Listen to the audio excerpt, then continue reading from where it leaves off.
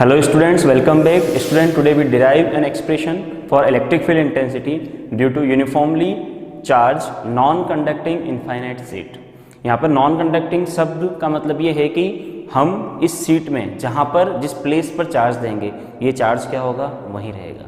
और अगर कंडक्टिंग की मैं बात करूँ तो जो भी मैं चार्ज दूंगा वो यूनिफॉर्मली उसके पूरे ही सरफेस पे क्या हो जाएगा, डिस्ट्रीब्यूट हो जाएगा, है ना। तो ये कंडक्टिंग और नॉन कंडक्टिंग में क्या है, डिफरेंस है। यहाँ पर मेरे पास में एक non conducting infinite charge seat है, ठीक है। इनफाइनाइट का मतलब वही है कि इससे स्मॉल आर डिस्टेंस पर, स्मॉल आर डिस्टेंस मतलब इसके पास में जो पॉइंट है जहाँ पर हमको इसके कारण इलेक्ट्रिक फील्ड इंटेंसिटी फाइंड करनी है वो इसके बहुत पास में। ये एक रिलेटिव टर्म है ना, जिसमें ये वाला पॉइंट इसके बहुत पास है, तो उस कंडीशन में इसको हम क्या बोलेंगे, ये इनफाइनाइट सीट है, ठीक है। तो इससे स्मॉल आर डिस्टेंस पर हमको पॉइंट पी पर इलेक्ट्रिक फील्ड इंटेंसिटी फाइंड करनी है इस पॉइंट पे। तो ये जो डिस्टेंस है स्मॉल आर, है ना, वो इस सीट के कंपैरिजन में क्या है, बहुत कम है। या फिर हम बोल सकते हैं कि ये जो सीट है, इस सीट का जो साइज है वो इस डिस्टेंस के कंपैरिजन में क्या है, बहुत ज़्यादा है ना। तो ये सीट जो होगी वो क्या हो जाएगी, इनफाइनाइट सीट हो जाएगी। अब अगर इसके साइड व्यू की मैं बात करूं, है ना, साइड व्यू के लिए यहाँ पर हम इससे समझते हैं इसको। ये मेरे पास में एक नॉन कंडक्टिंग सीट है ना, यूनिफॉर्मली चार्ज्ड है ना। इसके अगर मैं साइड व्यू की बात करूं तो इसका साइड व्यू कुछ इस तरह से होगा, ये वाला, ठीक है। तो यहाँ पर मैं साइड व्यू उसका ड्रॉ करता हूँ। ये इसका साइड व्यू है,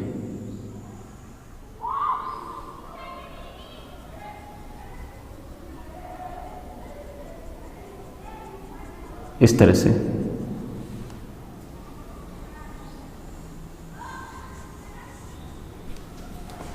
ठीक है। अब इसके अगर इलेक्ट्रिक फील्ड की बात करूं, है ना, तो इलेक्ट्रिक फील्ड का शेप कैसा होगा इसका, लाइक टूथब्रश, है ना। टूथब्रश का मतलब ये टूथब्रश है मेरे पास में, ठीक है। ये सीट हो गई और जो भी इलेक्ट्रिक फील्ड होगा वो क्या होगा, इससे बाहर निकलता हुआ होगा, है ना। ये ऐसा भी नहीं होगा, ये ऐसा भी नहीं होगा, है ना, क्योंकि इस तरह से अगर मैं इलेक्ट्रिक फील्ड लूंगा तो एक दूसरे को क्या करेगा, ये इंटरसेप्ट करेगा, जो कि पॉसिबल नहीं है। और इसके पीछे वाले की बात करूं तो पीछे भी जो भी चार्ज है वो यूनिफॉर्मली डिस्ट्रीब्यूट है, तो उस कंडीशन में भी जो भी इलेक्ट्रिक फील्ड होगा वो क्या होगा, इससे इस तरह से बाहर की तरफ होगा, है ना।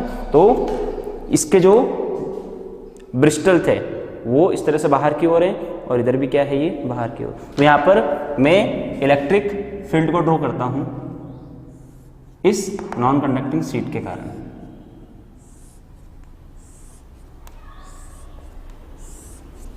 ठीक है। इधर की बात करूं तो सेम इधर भी क्या होगा, इसी तरह से होगा।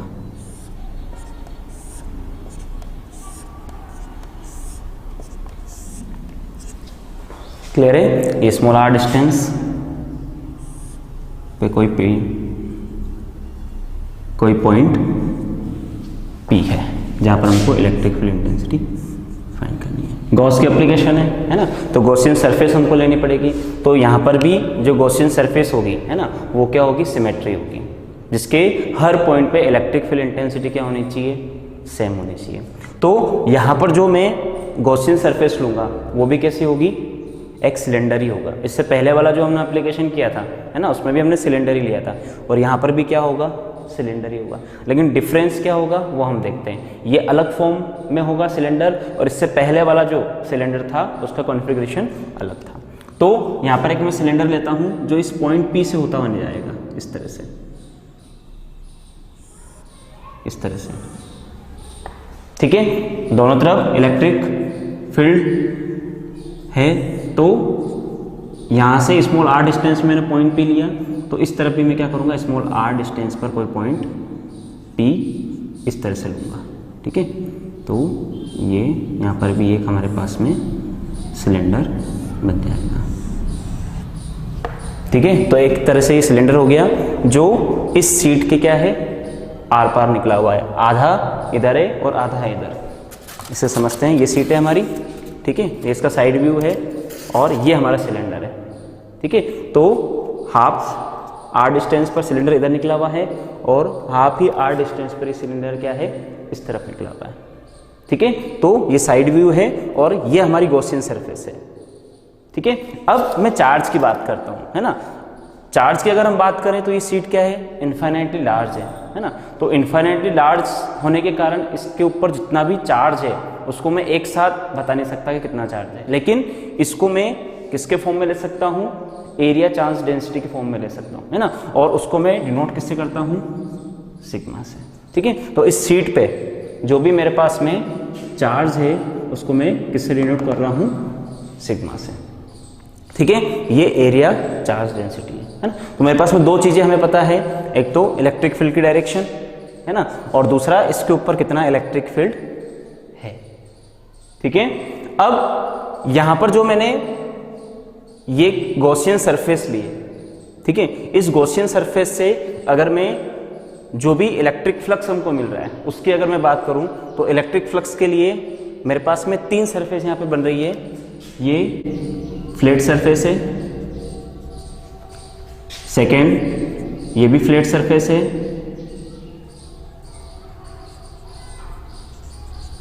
और ये वाली जो सरफेस है ये वाली कौन सी है, सर्कुलर सरफेस। ठीक है, तो इससे जो भी टोटल फ्लक्स हमको मिलेगा, ठीक है, वो हमको निकालना है। तो फ्लक्स का तरीका वही है निकालने का, दो बार में फ्लक्स को फाइंड करूंगा, एक फ्लक्स की डेफिनेशन से, ठीक है, और दूसरा जो भी हमारा गॉस लॉ है उसकी डेफिनेशन से फ्लक्स को यहाँ पर हम क्या करेंगे, फाइंड करेंगे। तो सबसे पहले डेफिनेशन, फ्लक्स की डेफिनेशन से अगर मुझे टोटल फ्लक्स फाइंड करना है ना, तो क्लोज सरफेस है, क्लोज सरफेस से टोटल फ्लक्स अगर मैं फाइंड करूँ तो कुछ इस तरह से मैं फाइंड कर सकता हूँ। ठीक है, और तीन सरफेस है मेरे पास में, 1, 2 और 3, तो इन तीनों से ही फ्लक्स फाइंड करता हूँ मैं। EDS है ना, ये फ्लैट सरफेस फर्स्ट वाली, इसको मैं डिनोट फर्स्ट कर देता हूँ, ये सेकेंड है and this one is third. तो flat surface first plus integration EDS flat surface 2 plus integration E dot DS, and ये सरफेस की अगर मैं बात करूँ तो ये क्या है, सर्कुलर है, और ये क्वेश्चन था।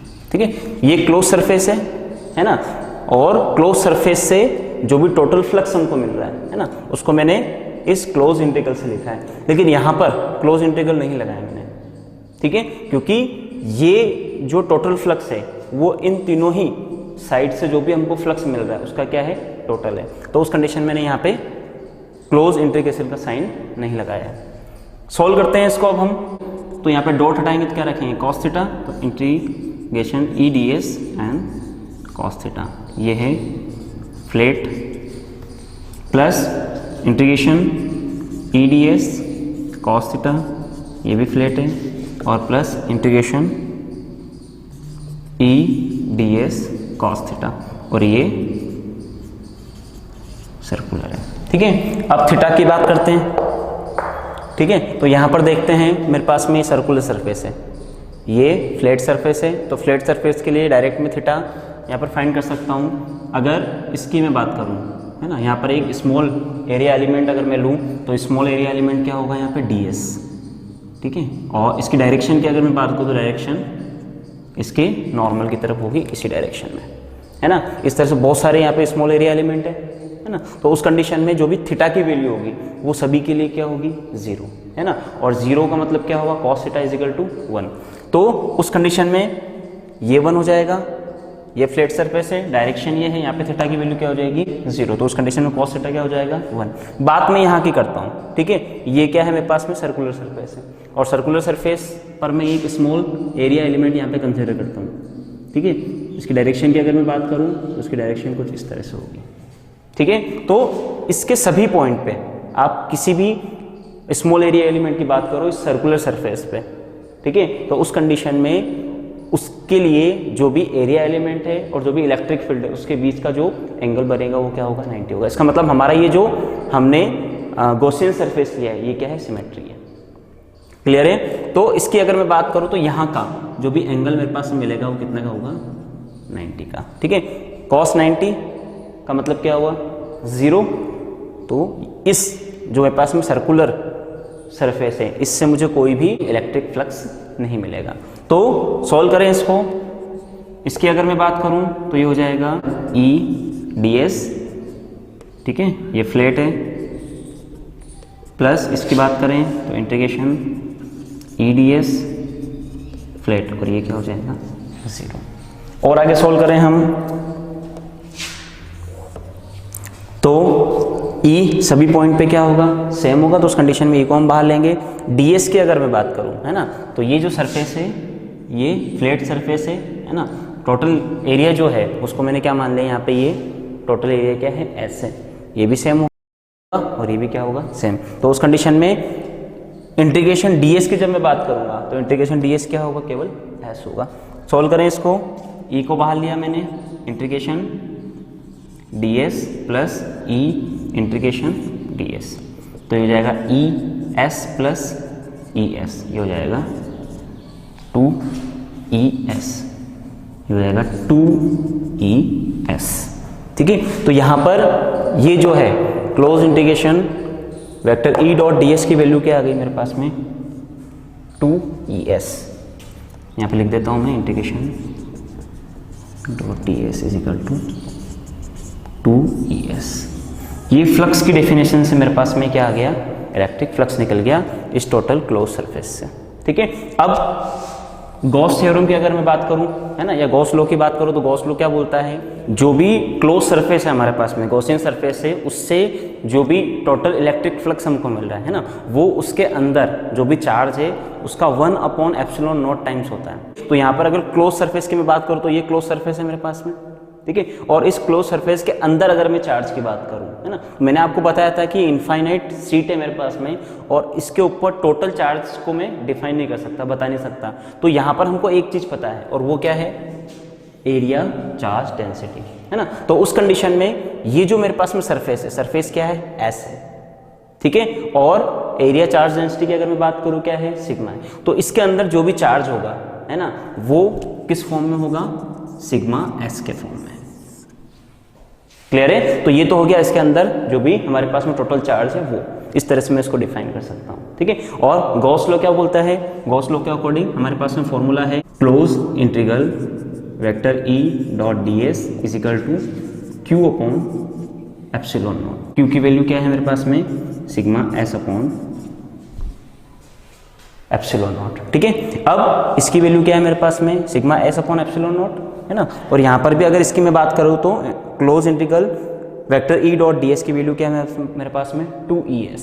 इन दोनों को अगर मैं इक्विवेलेट करता हूँ तो उस कंडीशन में क्या होगा मेरे पास में, इसको इक्विवेलेट करता हूँ तो हो जाएगा 2ES is equal to sigma S upon epsilon naught, ठीक है। मुझे इलेक्ट्रिक फील्ड इंटेंसिटी फाइंड करना है, ई फाइंड करना है, इन दोनों को मैं यहाँ पे देता हूँ तो हो जाएगा E is equal to sigma S upon 2S an epsilon naught, ठीक है। एस से एस कैंसिल आउट होगा, क्या बचा मेरे पास, सिग्मा अपॉन 2 एप्सिलॉन नॉट, ठीक है। तो वैल्यू जो आई मेरे पास में ई की वो क्या है मेरे पास में, ई बराबर से सिग्मा अपॉन 2 एप्सिलॉन नॉट, ठीक है। ये इलेक्ट्रिक फील्ड इंटेंसिटी होगी due to non conducting infinite sheet, है ना। अब यहाँ पर नोट करने वाली बात ये है कि ये जो इलेक्ट्रिक फील्ड इंटेंसिटी है, ठीक है, वो डिस्टेंस पर डिपेंड नहीं कर रही है। यहाँ पर कोई भी आर का टर्म नहीं है मेरे पास में, ठीक है। अगर यहाँ की बात करूँ, ये आर, ये 2R, है ना, तो आर रखो 2R रखो, यहाँ पे आर का कोई टर्म है ही नहीं, तो उस कंडीशन में ये जो ई है वो आर पे डिपेंड नहीं करेगी। किस तरह से डिपेंड नहीं कर रहा है, इसके लिए हम इसको समझते हैं। मेरे पास में ये कॉन्फ़िगरेशन है सेम, ठीक है। अब मेरा जो पॉइंट है जिस पर मुझे इलेक्ट्रिक फील्ड इंटेंसिटी फाइंड करनी है, उसको अगर मैं यहाँ पे रख दूँ, ठीक है, इस जगह यहाँ रख दूँ, यहाँ रख दूँ, यहाँ पे रख दूँ, यहाँ पे रख दूँ, तो सभी कंडीशन में इन पॉइंट पर इलेक्ट्रिक फील्ड इंटेंसिटी जो होगी इस नॉन कंडक्टिंग शीट के कारण वो क्या होगी, सेम होगी। अब अगर मैं इनफाइनाइट तक चले जाऊँ, है ना, तो उस कंडीशन में भी क्या ये इलेक्ट्रिक फील्ड इंटेंसिटी सेम होगी, है ना। ये इलेक्ट्रिक फील्ड इंटेंसिटी सेम नहीं होगी। क्यों नहीं होगी, क्योंकि अब ये जो ऑब्जर्वेशन पॉइंट है ना, वो इस सीट के कंपैरिजन में क्या है, बहुत ज़्यादा है, ठीक है। और इस सीट के कंपैरिजन में अगर बहुत ज़्यादा है तो उस कंडीशन में मैं इस सीट को इनफाइनाइट सीट नहीं कह सकता। तो ये दोनों क्या है, रिलेटिव टर्म है। ये अगर स्मॉल होगा ये इनफाइनाइट सीट होगी, ठीक है। और उसी कंडीशन में आप डिस्टेंस चाहे कोई सी भी लो, इलेक्ट्रिक फील्ड इंटेंसिटी क्या होगी, उसके लिए सेम होगी। क्लियर है। अगर आपको ग्राफ ड्रॉ करना है तो यहाँ पर E डिपेंड कर रहा है किसके ऊपर, चार्ज डेंसिटी पे, ठीक है, और R पे डिपेंड नहीं कर रहा है। तो उस कंडीशन में अगर मैं ग्राफ प्लॉट करूँगा E और R के बीच में, तो मुझे इस तरह से कांस्टेंट ग्राफ मिलेगा, ठीक है। अगर मैं सिग्मा के लिए ड्रॉ करना चाहूँ तो मुझे ग्राफ कुछ इस तरह से मिलेगा। सिग्मा जैसे जैसे इंक्रीज होगा वैसे वैसे इलेक्ट्रिक फील्ड इंटेंसिटी में हमको क्या मिलेगी, ज़्यादा मिलेगी। ये नॉन कंडक्टिंग सीट के लिए एक्सप्रेशन था। अब हम कंडक्टिंग सीट के लिए एक्सप्रेशन देखेंगे। Thank you.